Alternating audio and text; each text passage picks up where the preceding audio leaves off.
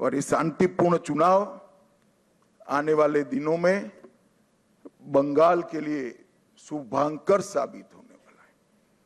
मैं आज इस मंच से सभी दलों को भी अपील करना चाहता हूं, आइए हम सब साथ में मिले।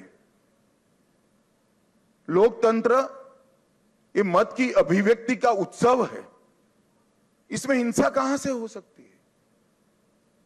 देश के सभी राज्यों में हिंसा समाप्त हो चुकी है और भारतीय जनता पार्टी की विशेष जिम्मेदारी है, साथ में सभी दलों का सहयोग भी चाहिए कि ये सरकार बनने के बाद किसी भी चुनाव में घपलेबाजी और हिंसा का समाचार देश भर में पहुंचे नहीं। ये हमारी जिम्मेदारी है मित्रों, और इसी के लिए हमें मैंडेट मिला है।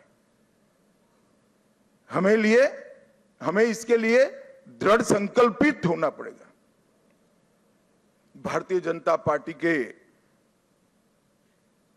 कार्यकर्ताओं की एक धैर्यपूर्ण साधना के कारण ही आज ये सिद्धि भारतीय जनता पार्टी को प्राप्त हुई है। हम जहां जहां शासन में आए वहां चुनावों में पारदर्शिता लाए हैं। जहां जहां हम शासन में आए वहां पर हिंसा मुक्त चुनाव हमने कर दिखाए हैं, और ये हम सबकी जिम्मेदारी है कि आने वाले समय में जनता का मत भय के बगैर अभिव्यक्त हो पाए, ऐसा वातावरण हमें बनाना चाहिए।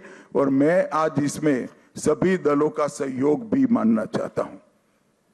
मित्रों, आज मैं कांग्रेस पार्टी की भी बात करना चाहता हूं।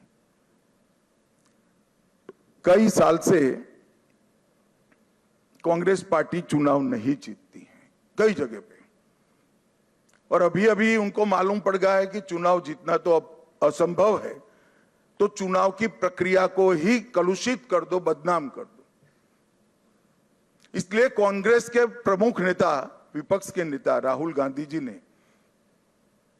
अपनी हार को छिपाने के लिए कभी ईवीएम, कभी वोट चोरी, कभी मतदाता सूची, कभी एसआईआर, ये सब कीचड़ उछाड़ने का प्रयास कर रहा है।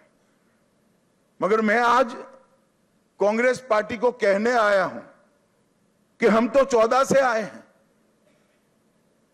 हम तो 2014 से शासन में आए हैं। तमिलनाडु में 1967 से आपका कोई सीएम नहीं बन पाया, ये सभी वोट चोरी थी क्या? पश्चिम बंगाल में 49 साल से आपका सीएम नहीं बना है, वो सभी वोट चोरी थी क्या? सिक्किम में 82 साल से आपका 42 साल से आपका सीएम नहीं बना है, बिहार में 36 साल से नहीं बना है, गुजरात में 30 साल से नहीं बना है, ओडिशा में 26 साल से नहीं बना है, नागालैंड में 23 साल से नहीं बना है, महाराष्ट्र में 12 साल से नहीं बना है। अगर ये सभी वोट चोरी है तो वोट चोरी करने वाले तो आपके साथ बैठे हैं भाई। आज सारे इंडिया अलायंस के सदस्य बने हैं। मैं तो मानता हूं कि कांग्रेस पार्टी ने अपनी हार के लिए आत्मचिंतन करने की जरूरत है। देश की जनता राहुल गांधी को नेता बनने के बाद सैन हर जगह कांग्रेस के खिलाफ मैंडेट दे रही है, और राहुल जी के नेतृत्व में ही इंडिया अलायंस फिर से टूटने की शुरुआत भी हो गई। जो लोग राजनीति में आत्मचिंतन नहीं करते हैं और फौरी बहाने ढूंढते हैं, वो कभी विजय के लिए यश प्राप्त नहीं करते हैं। भाइयों बहनों, आज का विजय पूरे पूर्वी भारत के लिए बहुत महत्वपूर्ण। 2014 में प्रधानमंत्री जी ने कहा था कि पश्चिम और पूर्व दोनों का विकास एक समान होना चाहिए,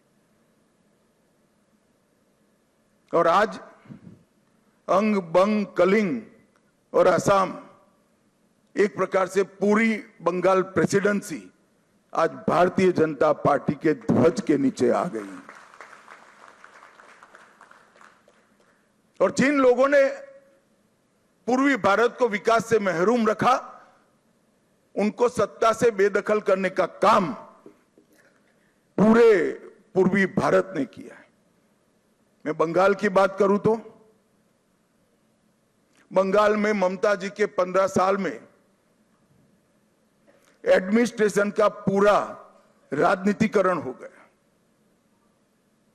सारे एडमिनिस्ट्रेशन के प्रमुख अंग उपांग राजनीतिकरण हो गया उनका, और राजनीति का अपराधीकरण कर दिया। तो एक प्रकार से पूरे बंगाल में सुशासन आए ऐसी व्यवस्था ही नहीं। मैं फिर से दोहराना चाहता हूं, ममता जी के शासन में एडमिनिस्ट्रेशन का राजनीतिकरण हुआ और राजनीति का अपराधीकरण हुआ। अपराधी ही राजनेता बन गए, तो विकास की कोई गुंजाइश ही नहीं बनी। मैं आज भारतीय जनता पार्टी की ओर से बंगाल की जनता को विश्वास दिलाना चाहता हूं, भाजपा के शासन में न एडमिनिस्ट्रेशन का राजनीतिकरण होगा, न राजनीति का अपराधीकरण होगा। ये हमारा बंगाल की जनता को वादा है। गुंडागर्दी, हिंसा, सिंडिकेट, भ्रष्टाचार, कट मनी, ये जो त्रास था बंगाल की जनता पर, हमारे नए मुख्यमंत्री के चार्ज लेते ही कुछ ही महीनों में ये सारा समाप्त हो जाएगा और बंगाल के किलोमीटरों दूर, सैकड़ों किलोमीटर दूर तक होगा। आधुनिक खेती बंगाल तक पहुंची ही नहीं है, इंडस्ट्रीज बंगाल से भाग गई है, इंफ्रास्ट्रक्चर डेवलप करने का विजन ही नहीं है, और महिला सुरक्षा और नागरिक सुरक्षा पाताल तक नीचे पहुंच गई है।